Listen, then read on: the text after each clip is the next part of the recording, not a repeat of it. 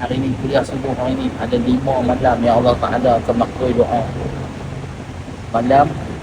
Malam Jumaat dalam bulan Ramadan. Itu satu. Kedua, malam bulan Rejab.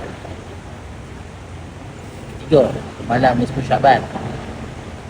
Keempat, malam hari raya Aidilfitri. Yang kelima, malam hari raya Aidil Adha. Aidil Adha lambat lagi. Apa peluang kita? Rejab terlepas dah, nisfu Syaban terlepas dah.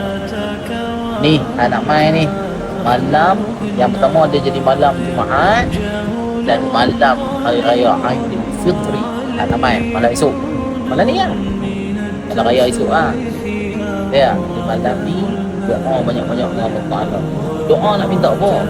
Minta Allah Ta'ala ampun kita, minta Allah Ta'ala bimbing kita. Ni doa ni, minta Allah Ta'ala ampun kita, minta Allah Ta'ala bimbing kita. Kalau ada mampu lah minta duit banyak, orang tu kacau dah kerja Allah Ta'ala nak bagi rezeki macam mana? Dia bagi rezeki kita dah ada dah. Sekali lagi Allah Ta'ala atok dah rezeki, jodoh, mati. Hari Tuhan dah atok dah bagi kita. Tak usah ada buat kerja dia. Kita minta apa? Minta benda tak confirm ni. Syurga kita minta tak masuk syurga ni, benda tak confirm.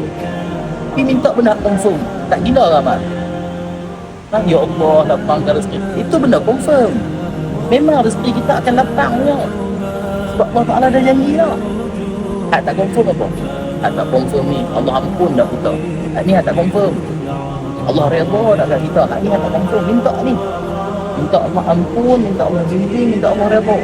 Minta Allah bimbing, minta Allah redha, minta Allah ampun. Minta. InsyaAllah Ta'ala. No?